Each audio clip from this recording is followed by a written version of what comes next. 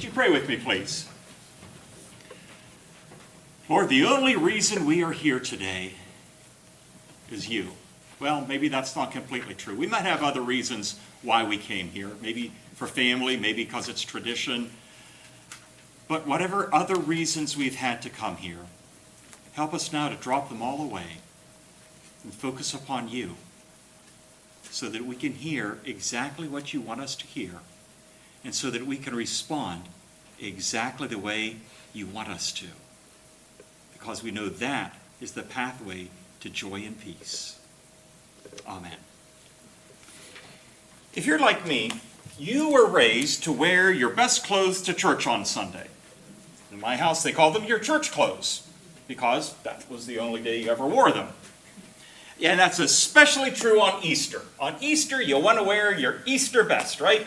Sometimes people buy new outfits for Easter. Does anyone here have a brand new outfit? Ellie does, doesn't she? There she is. Ellie, raise your hand. I could tell. How about, does anyone have at least a part of what you're wearing that's new? I got a tie. So, Shelley's got, yeah, Shelley, yeah, you can't miss Shelley in that, can you? And Judy, I know you said it's a new for church jacket, right? Right. Right. Okay. I've had it 3 years. But you waited for this special occasion to break it out, I right? did. Now, there's a reason why people tend to wear their best clothes in church and on Easter because, I mean, you don't have to. You can show up in church in, I don't know, jeans and a t-shirt and flip-flops, and we are thrilled you're here. But the reason why traditionally a lot of people wear their, well, let me ask you, why do you think people wear their best clothes to church on Sunday? To show off? Well, maybe some do. Respect. Respect. We want to, God deserves our best, doesn't he? He deserves our best, and one of the ways we can do that is wear our best clothes when we come to worship him. Back in the Old Testament days, when they sacrificed animals, the law said that you needed to take the best lamb from your flock. Not the one you want to get rid of, you know, the runt or the one with the lame leg. No, you get the one that has no marks or blemishes or defects because God deserves the best. And that's a reflection of the fact that we are striving to make God the most important part of our lives. In fact, we're trying to center our life upon him. And therefore, it makes sense to prioritize our life so that God receives the best. And that's part of what being a good steward of what God gives us is all about, right? He deserves our best. And that's all true. But there's more. We also give God not just our very best, but we give God our very worst. That's what this weekend is all about. Usually we kind of think of Jesus' death on the cross and resurrection from the tomb as two parts of God's overall plan in order to redeem and reconcile humanity. That all kind of flows together. It's all part of the same story. And that's true, but there's also another way to look at it. The crucifixion was humanity doing its utter worst. On Good Friday, when Jesus was put onto the cross, we threw all of our sin and our brokenness and our pridefulness and our ignorance and our viciousness, we put all of that on Christ. We dumped the wreckage of the world, the wreckage that we have caused. We put all of that on him as he hung on the cross. We did our absolute worst on Good Friday to Jesus. And what did God do with our very worst? Come on, what's Easter about? What did God do? The answer is not God or Jesus here, by the way. He turned our worst into the very best.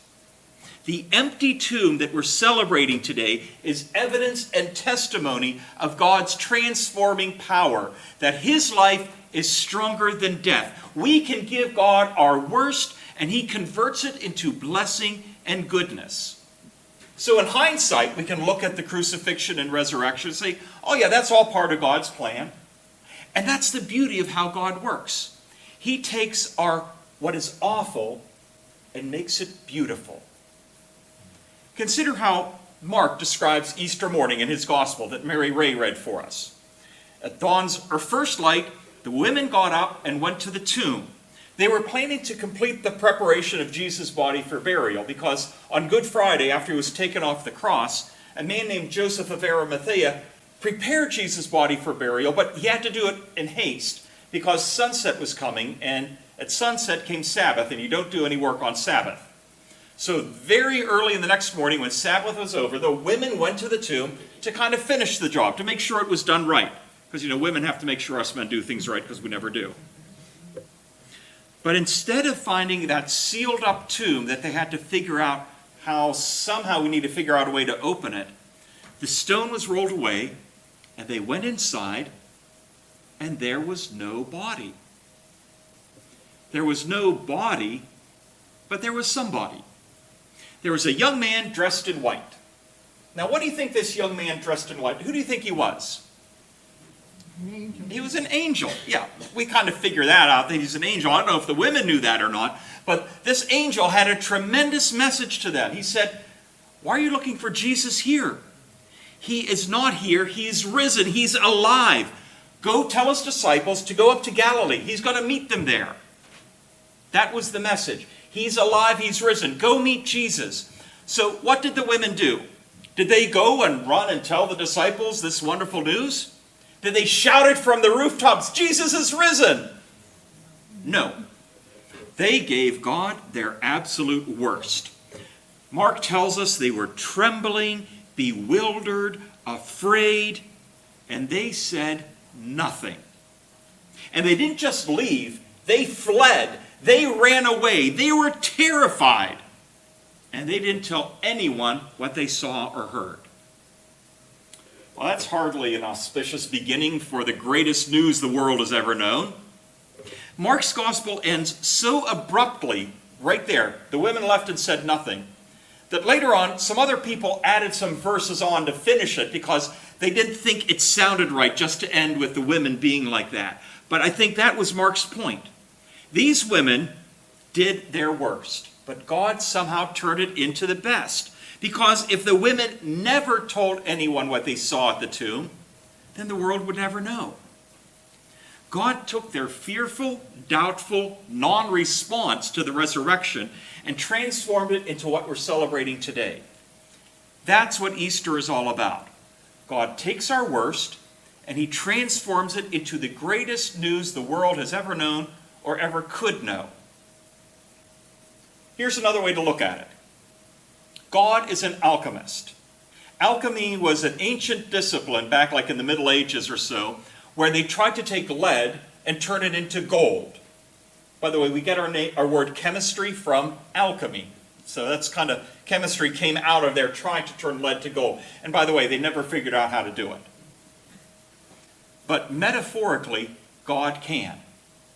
God can take our lead, the lead in our lives. Well, let me ask you first, what is lead good for? What do we use lead for? What's that? Pencils. Yeah, that's true. What else do we use lead for? Wait. We use them for weights. Right, Carl? What else do we use lead for? We use it for soldering, don't we? Don't you use lead for soldering?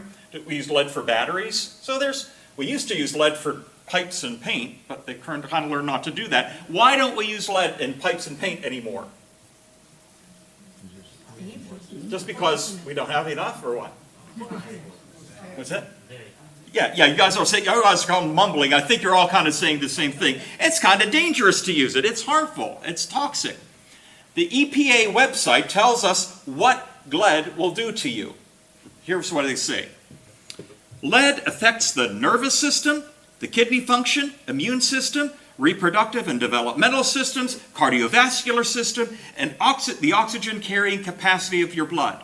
In infants and children, it contributes to behavioral problems, learning deficits, and lowered IQ. And I'm glad they stopped there because I ran out of fingers. Lead is dangerous. It's toxic. It's harmful. It's taken the wrong way. It's deadly. So metaphorically, God takes the lead of our lives. All those things in our lives that are toxic, that hurt us, that harm us. And out of all of that, he creates gold, the most precious metal of all. Out of our lead, God creates lives of hope and love, lives of peace and joy, lives of purpose and meaning. Together we read from the prophet Isaiah chapter 61. This is a passage that Jesus read way back at the beginning of his ministry in the synagogue of his hometown in Nazareth. When he started out, he read this. And we usually, when we hear this passage, we focus on the beginning of it because that's the part he read. He said, "The Lord has anointed me to bring good news to the poor and bind up the brokenhearted and bring release for captives." And that's all true. But it goes on and continues to describe what Jesus came to do. He came to take our worst and to bless it and make it something wonderful. He came to comfort those who mourn. He came to give us a crown of beauty, a beautiful crown, instead of ashes, which is what people would put on as a sign of sorrow and humility. He gives an oil of joy instead of mourning, a garment of praise instead of a spirit of despair. He takes our ruins, the ruins of the world, the ruins of our lives, and rebuilds them and renews them, so that instead of being destitute people living far away from home, we are now priests. We're now ministers of God. So let me ask you, what's a priest? Other than a guy who wears fancy clothes up front, and you guys in the choir, you already heard this earlier. What's a priest? Preachers are kind of like priests, but literally a priest is a representative of God, sort of like a mediator between God and humanity, which, by the way, I'm not a priest because you don't need me to be a mediator between us and God. But you are all now priests. You all are representatives of God. You now are all people who can go out and help other people recognize and see God and feel God's power in their lives. Christ came so we can enjoy the riches of the world. He came so that instead of having shame, we now have a double portion, which means second helpings on everything with no calories. He came to take away our disgrace and to give us a beautiful inheritance. In other words, he came to take our worst and turn it into the best. How many people here are foodies? You know, like to watch the news, the Food Network, or like to watch cooking shows? We got a few of them over here. I'm not. I'm not a foodie, which might worry some of you because I signed up for the soup cook-off. But a couple of you know I have a secret weapon that I'm hoping will get me through on that. But anyway, for those of you who like to watch the Food Network, the way I understand it, typically there's some talented chef or cook. They're working in this spotless kitchen, and they have the most delicious sounding ingredients, and they prepare them in a way that just seems so easy a 5-year-old could do it. And then they end up with this beautiful dish that you could practically taste through the television screen. And all this talk of food, I bet you wish you were here for Easter breakfast, right? But from what little I know from watching these, one rule of thumb that they have is you need to work with the freshest ingredients. Am I right on that, you food experts? Okay. Yeah, so you do things like you go to the farmer's market to get the perfect tomatoes. You go to the butcher to get the best cut of meat or whatever else you're making. That's what you do in order to have a wonderful meal. But I saw one food segment on a morning news program that stuck with me. I don't remember her name, but there's a cook, and she's an expert in working with leftovers. So she went to the news anchor's house and took out whatever was in the refrigerator and the cupboards. And it was things like, a half-eaten Chinese takeout, lettuce that was about to go bad, that stray garlic clove everyone seems to have in the door, maybe a third of a bag of rice, half a bag of croutons. You get the idea. Just a bunch of random stuff that, what am I going to do with this? I'm just going to throw it out. It's either going to go bad, I can't do anything with it. But what she did, she took all of that and turned it into a beautiful 3-course meal that you would be proud to share with your in-laws. That's what God is like. God takes the things that we would normally discard, the things we wish we could get rid of, the stuff that we just think, it's just junk laying around here in my life, and he turns it into a masterpiece. God takes your worst, and he turns it into the best. So what is your worst? What is there in your life that is burdening you? What is it maybe that you're ashamed of? What are you afraid of? What do you regret? What do you worry over? What is there that you just can't seem to get past? What is your sorrow? What is your loss? What is your guilt, or grief, or pain? What is your depression, or anxiety, or anger, or fear? What are the broken relationships in your life? What are the deeds you can't forgive? What are the deeds you've done that you can't forgive? What are those whispers that echo down in the deepest part of yourself where you're afraid to go? Give it to him. Give him the absolute. Give him the most terrible parts of your life, whether it is part of who you are or part of the world that you live in. That's what the choir just sang. Were you paying attention to the words? Just in case. Are you hurting and broken within? Overwhelmed by the weight of your sin? Jesus is calling. Have you come to the end of yourself? Do you thirst for a drink from the well? Jesus is calling. Leave behind your regrets and mistakes. Come today. There's no reason to wait. Jesus is calling. Bring your sorrows and trade them for joy. From the ashes, a new life is born. Jesus is calling. What is it in your life that's like, I am done with this? Give it to him. Give it to him and watch what he's going to do with it. Because our God is a God who can turn crucifixion into resurrection.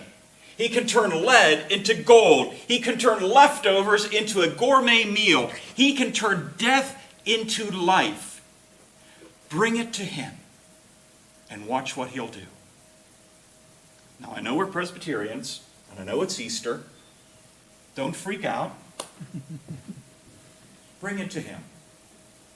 During the next hymn that we sing, if you'd like to come forward and pray with me, you can tell me what it is you want to pray about, or God will know. Bring it to him. Bring it to him till your worst becomes the best.